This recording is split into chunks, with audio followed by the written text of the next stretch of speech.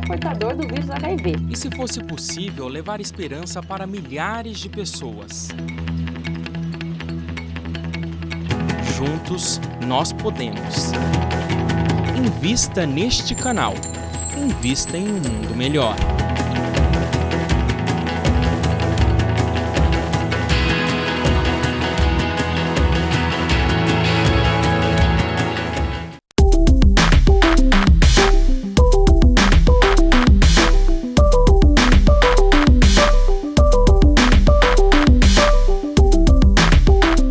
Olá, caros amigos telespectadores da TV Mundo Maior. Mais um programa novamente, todas as sextas-feiras, 16 horas, como todos os dias da semana, de segunda a sexta-feira, 16 horas, um programa ao vivo. Hoje, pelas proximidades aí das festividades, é um programa gravado. Porém, não é um assunto não menos importante que nós vamos estar falando, já que com esse assunto nós vamos estar inaugurando uma série de outros programas em que nós vamos estar falando sobre a visão espírita, propriamente dita, dos transtornos mentais. E nada mais importante ou mais interessante, ou mesmo até respeitosamente em relação a um ancestral nosso, falar de uma obra que talvez inaugure toda essa nossa pesquisa em cima da loucura sob novo prisma, ou seja, a transtorno mental à luz da doutrina espírita, que foi uma obra escrita pelo nosso querido Dr. Bezerra de Menezes, lá em 1800 e lá vai pedrada, e lembrando que naquela época em que ele escreveu esse livro e na época também em que o Espiritismo chegou no Brasil, nós ainda vivíamos a escravidão, né? Só em 1888, aqui nós vamos no lado da escravidão, mas já se falava sobre esse assunto, e o Dr. Bezerra de Menezes é contemporâneo dessa situação. Então nós vamos falar sobre esse livro que ele escreveu em vida, querendo demonstrar como é possível ter uma outra causa de transtorno mental que não é somente a lesão orgânica, que existe uma coisa não material causando também a disfunção mental. E aí surgindo então, já que naquela época o termo era loucura que se usava, né? E esse termo loucura também vem de um termo estatístico. Por exemplo, uma curva normal, aquilo que mais acontece. E você poderia não estar na curva normal, na crista da onda, ou seja, o que mais acontece, você poderia estar deslocado da crista da onda. Então você era um louco, estava deslocado do que era esperado para aquela época, para o seu comportamento, para as suas ideias.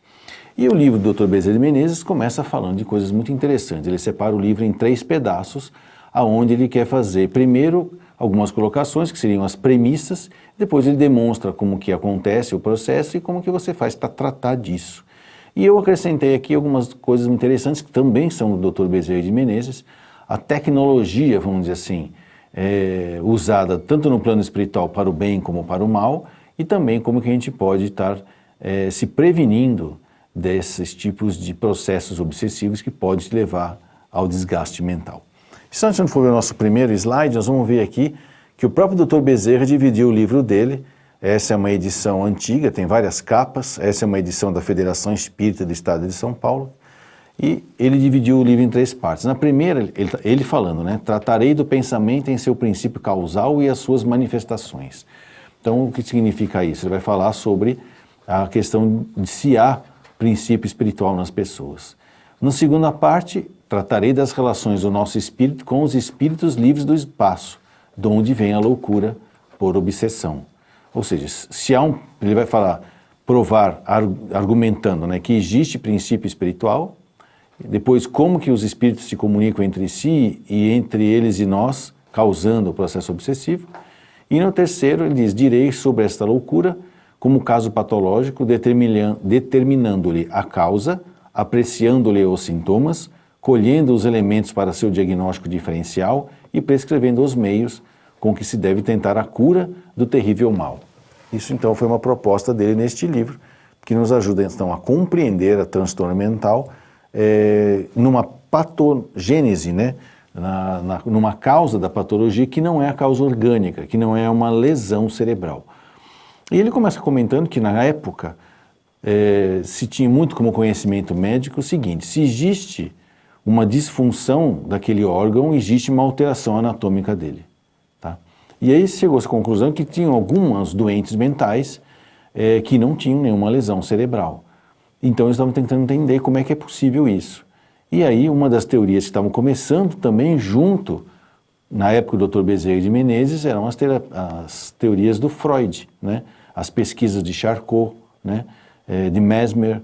Então havia toda uma busca de se entender esse algo a mais que existia no ser humano, que poderíamos chamar de alma, e que a gente não era somente uma coincidência biológica e uma série de condicionamentos de comportamento e sentimentos que eram assimilados e depois liberados conforme a demanda pelo nosso cérebro. Alguns até diziam que o nosso cérebro, ou que o nosso sentimento e o nosso pensamento era uma secreção do cérebro, assim como a insulina é uma secreção do pâncreas, muitos viam o cérebro como uma espécie de um secretor de sentimentos e pensamentos. E que se alguma coisa alterasse esse órgão, claro, o que ele secretava também ia sair alterado. Porém, essa secreção conseguia sair alterada mesmo não tendo nenhuma lesão estrutural do cérebro, ou seja, ele olhando para ele estava inteirinho. Mas tinha-se lá casos graves de pessoas com grandes transtornos mentais, com grandes alterações de comportamento, do pensamento e do sentimento, em que não havia nenhum tipo de lesão do cérebro. E aí então ficou a pergunta, de onde que vem isso? E aí vem uma coisa interessante. Se então existe algo a mais do que simplesmente uma secreção cerebral, a questão era o seguinte, então o pensamento e o sentimento vêm da onde? Né? Vem de algum elemento não material. Porque se a matéria está lesada e o pensamento continua bom, então esse pensamento não nasce do cérebro, nasce de algum outro lugar. Foi então que se começou a falar da alma e que devia existir algum princípio espiritual, ou uma parte do espírito que compõe também o ser humano. Né?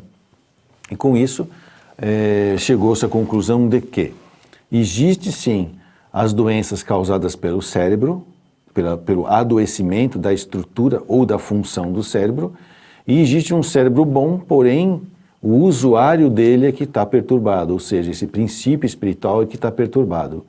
E outra proposta então, já que isso então nós levamos em consideração que existe o espírito, então se o espírito que está encarnado neste corpo está bem, mas quando ele vai se manifestar sai distorcido, provavelmente a sua ligação com o corpo está hackeada, vamos dizer assim, está sofrendo uma influência antes de chegar o pensamento dele até o corpo, ou o sentimento dele até o corpo, que é então o que ele chamou de processo obsessivo, ou seja, um outro espírito desencarnado pode se intrometer nessa comunicação entre o espírito dono do corpo e o seu corpo, perturbando a sua ligação e as suas funções. E a resultante disso é alterações de sentimento, de pensamento, de palavras e ações que muito lembram uma doença mental orgânica, mas a causa não é orgânica, é uma outra causa. Por isso que o Dr. Bezerra dividiu o livro em 3, e eu lembro quando eu li esse livro, a impressão que dá, e o capítulo mais comprido é o primeiro, que é quando ele começa a defender as suas teses, demonstrando argumentativamente de que existe um princípio espiritual sim, e que não dá para negar. Senão, como é que a gente poderia ter algumas manifestações de inteligência ou de sentimentos, mesmo na presença de órgãos deteriorados ou defeituosos? Quem é que está pensando? É o cérebro? Não. Ele falava, a proposta dele que era o princípio espiritual. Quem é que está sentindo? É o cérebro? Não. É esse princípio espiritual que ele faz questão de, no primeiro capítulo, detalhar bem, tentando convencer, né, ele é bem sistemático e metódico na defesa dessa sua tese, ou seja, partindo desse princípio, agora eu vou dissertar sobre o que eu quero demonstrar.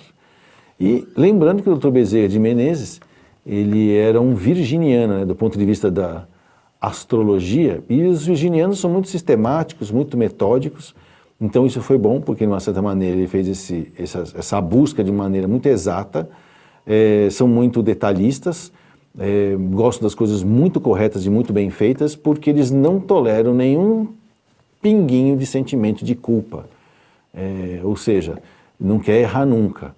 e às vezes pode ser que até erram pelo exagero de querer sempre acertar, né? Mas de qualquer maneira o Dr. Bezerra teve essa característica dele. Um outro detalhe é que o Dr. Bezerra de Menezes nem sempre foi espírita, tá? Ele só recebeu a primeira obra espírita na vida dele depois dos 40, 50 anos de idade, e quando ele leu as primeiras obras que ele recebeu de presente, ele estava tendo a sensação de que ele já tinha lido aquilo antes, então foi quando ele começou a perceber que ele poderia parar para poder entender o que tinha por trás dessa doutrina. Como ele realmente é muito correto e muito dedicado, acabou percebendo um fundamento enorme nessa doutrina, de maneira que ele, que é considerado hoje, e ele não gostava disso, o Kardec brasileiro. Ele não gostava que falavam que ele era o Kardec brasileiro, mas ele que foi a ponte de Kardec aqui no Brasil, fundou a Federação Espírita do Brasil, fez muitas defesas da doutrina espírita, inclusive ele que criou uma palavra que até hoje a gente repete e a gente não sabe muito bem por que fala isso. Por exemplo, quando você fala centro espírita, foi ele que inventou essa palavra. E por quê? Porque na época a gente tinha duas dissensões dentro do espiritismo. Os que queriam que o espiritismo fosse só ciência e os outros que queriam que fosse só moral e religião. E se degladiavam e se separavam. Foi por uma ação do Dr. Bezerra de Menezes, junto à Federação Espírita do Brasil, em que ele centralizou essas duas pendências no mesmo lugar. Então ele falava que era o centro espírita, onde ciência, filosofia e religião convivem juntos. Então, hoje quando você vai no centro, o pessoal vai falar, você vai no centro espírita? Sim, porque lá as pessoas comungam das mesmas ideias, apesar de optarem por visões diferentes da mesma ideia. Ok? Nós estamos nos aproximando do nosso primeiro intervalo e quando nós voltarmos, nós vamos falar mais um pouquinho, mais aprofundar mais sobre esses 3 pedaços do livro, que é para a gente poder ter como base dos nossos próximos programas. Até lá!